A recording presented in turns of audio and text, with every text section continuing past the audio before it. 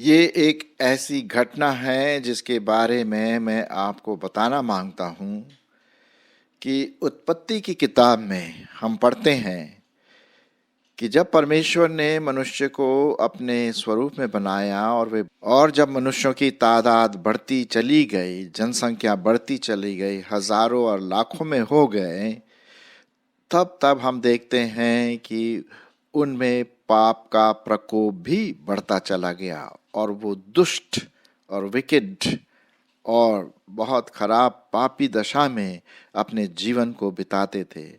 इससे परमेश्वर को बहुत दुख हुआ और उसने कहा कि मैं इन लोगों को नाश करूंगा, मैं उनको मौका तो दूंगा, लेकिन मैं इनको नाश करूंगा अगर वो तौबा नहीं करते हैं, सही रास्ते पर नहीं आते हैं, तो मैं उन्हें नाश करूंगा।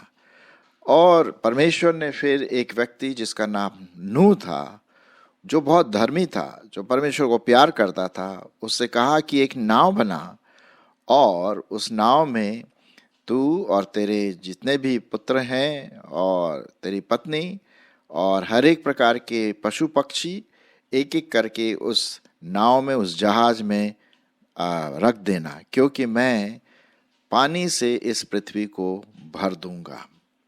क्योंकि परमेश्वर को बहुत दुख लगा कि पाप का इतना प्रकोप पूरे मनुष्य जाति में फैल गया है, तो वो उसको नाश करने वाला था।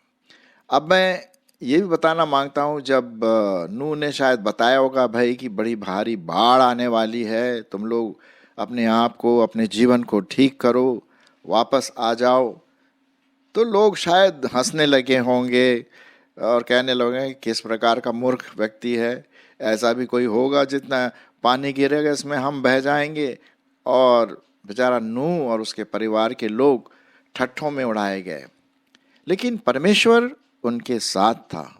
और ये सत्य बात है कि जब नूह ने उस जहाज को बनाया, एक बड़ा भारी जहाज, जिसका एक रूप आप यहाँ पर देख सकते हैं, हालांकि ये आर्टिस्ट का अपना कंसेप्शन है, इस प्रकार का कुछ जहाज उसने बनाया होगा जिसमें सब प्रकार के जो नर और नारी एक एक करके उसमें लाए होंगे ताकि वो बच जाएं।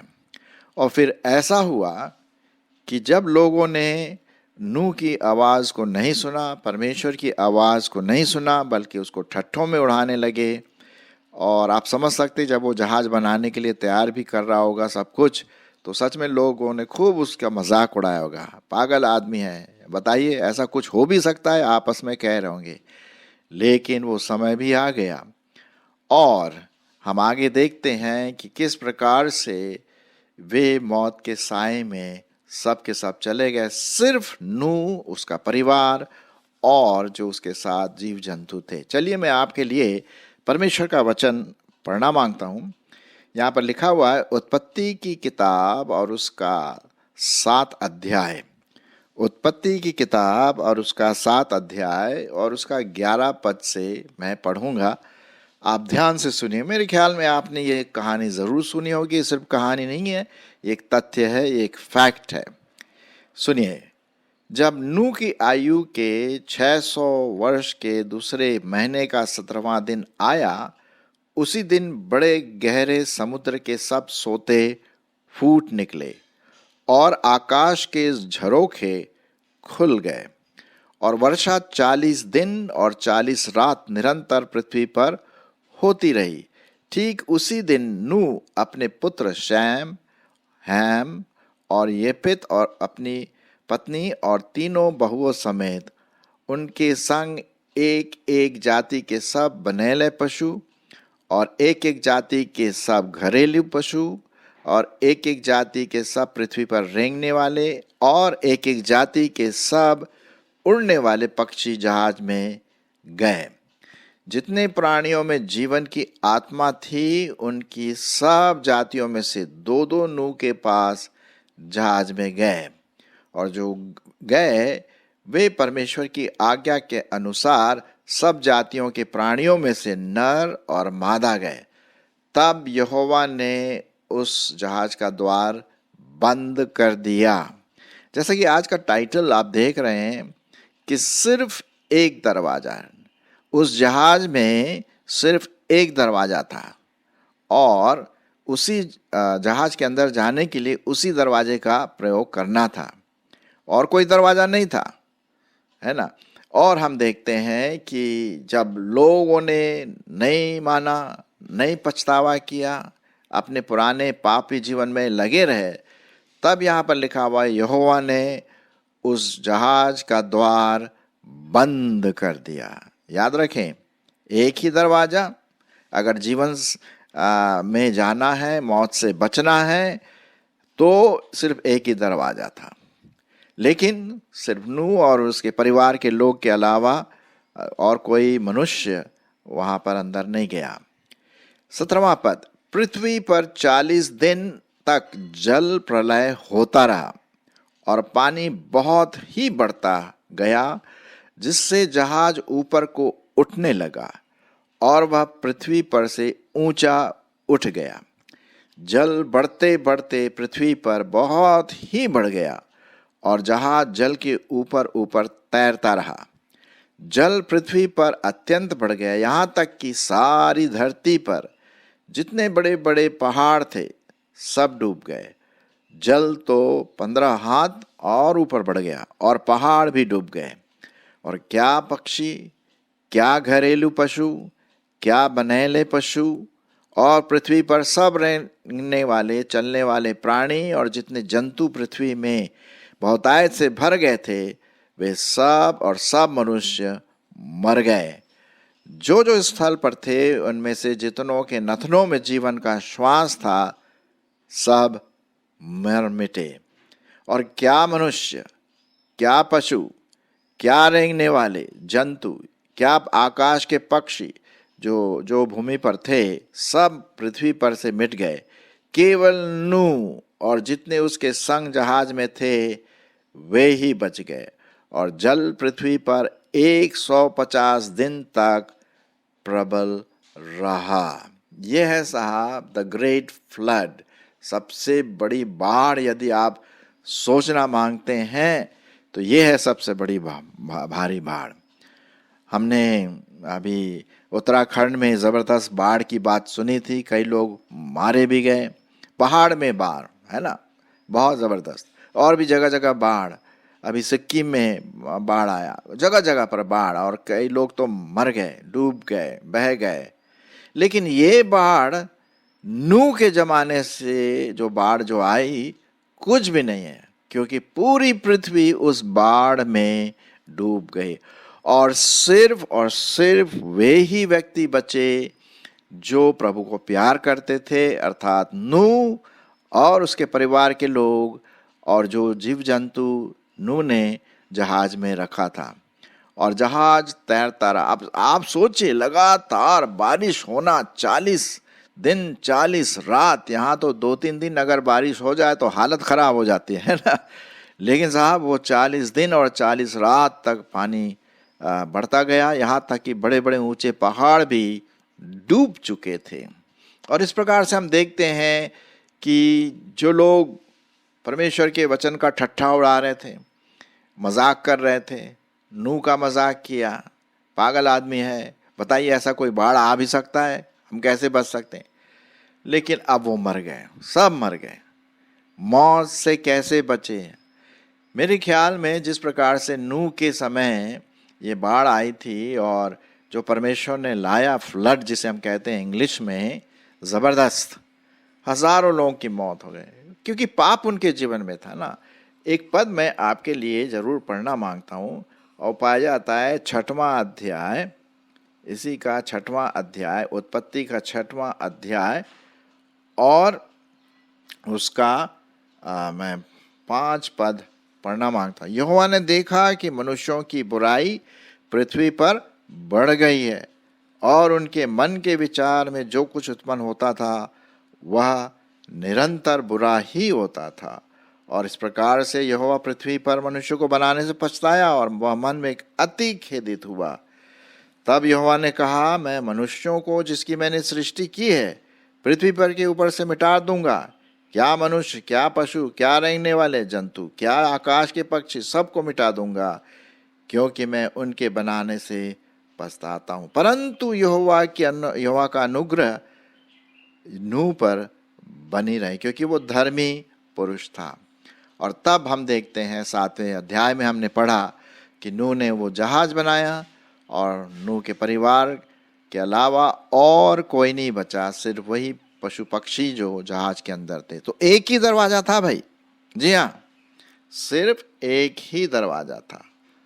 और हम देखते हैं जब एक ही दरवाजा हो और लोग शायद आए होंगे, जब पानी गिरा होगा तो आप समझ सकते हैं, कल्पना कर सकते हैं कि कैसे दौड़ दौड़ के आए होंगे कि अरे अरे अरे, लग रहा है कि नूह जो था सही था, अरे चलो चलो देखते हैं, हम भी जहाज में चढ़ेंगे। लेकिन तब तक तो बहुत लेट हो चुका था। क्यों? क्योंकि लिखा हुआ है कि परमेश्वर ने उस दरवाजे को बंद कर दिया। हाँ, जो दरवाजा परमेश्वर ने बंद कर दिया, बचने का जो एक ही उपाय था, उसको और कोई खोल नहीं सकता। देखिए, परमेश्वर मौका देता है पश्चाताप करने का। भाई अभी पश्चाताप करो, वापस आओ, हैं, चलो पाप किया, माफ़ी मांगो परमेश्वर से, उसको अपने जीवन में उद्धारकर्ता करके ग्रहण करो और जीवन पाओ। क्या क्या कठिनाई है? नहीं साहब, वो तो अपने मस्त में लगे रहे और यही हुआ, उनकी मौत हो गई। सो मौत से हम कैसे बचें? और जबकि एक दरवाजा था, और जब परमेश्वर ने उस दरवाजे को बंद कर दिया, हजारों लोग मर गए उस बाढ़ में। अब जब हम इन बातों को देखते हैं तो नए नियम की तरफ जब जाते हैं, अब आइए हजारों साल के बाद हम नए नियम की तरफ चलें, ठीक है। और वहाँ पर हम देखते हैं कि किस प्रकार से प्रभु यीशु मसीह ने एक बात कही जो मैं आपके लिए बताना मांगता हूँ यहाँ पर।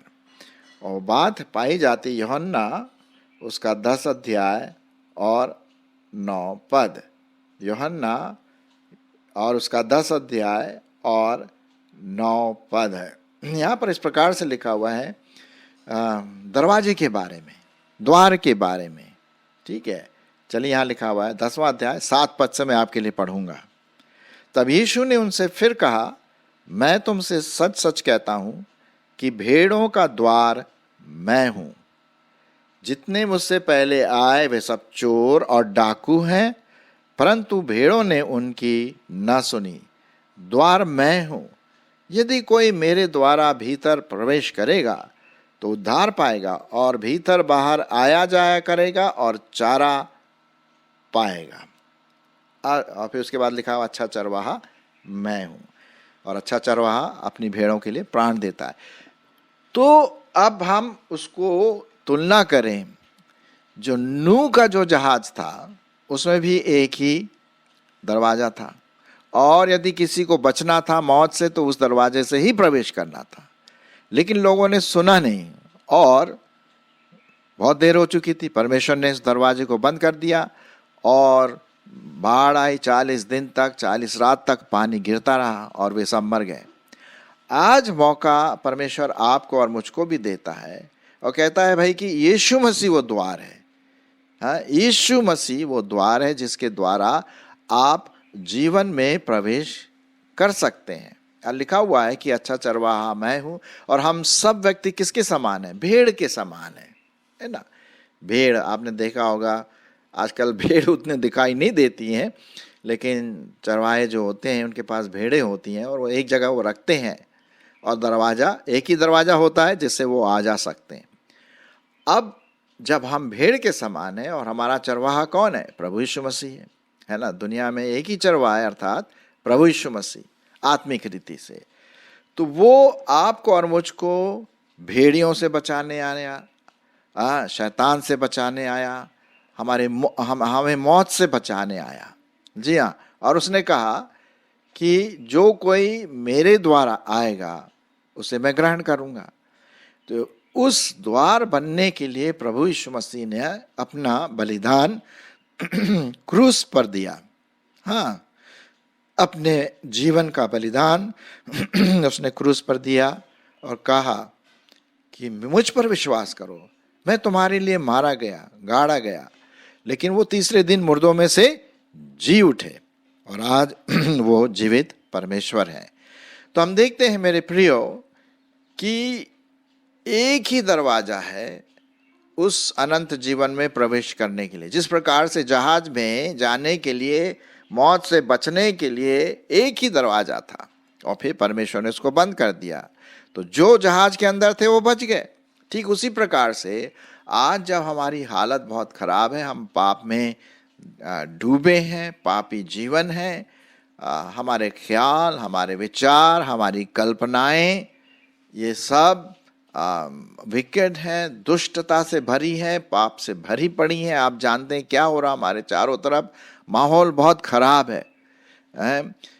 छोटी छोटी बातों में लोग एक दूसरे को मार डालते हैं, हत्याएं हो रही हैं, सुसाइड हो रहा, आत्महत्या हो रही है, परिवार में एक दूसरे के साथ झगड़ा हो रहा है, और ड्रग का प्रॉब्लम है, कई लोग ड्रग में फंसे हुए हैं, आतंकवाद है, मतलब चारों तरफ हाहाकार मचा हुआ है। इस प्रकार की पापी दशा से बचने के लिए सिर्फ एक ही मार्ग है, एक ही द्वार है, और वो है प्रभु यीशु मसीह ने कहा यूहन्ना रचित सुसमाचार का 10 अध्याय और 9 पद में कि मैं ही द्वार हूं, बिना मेरे द्वारा कोई पिता के पास अर्थात स्वर्ग में प्रवेश नहीं कर सकता। तो क्या हम इस द्वार को अपनाएं?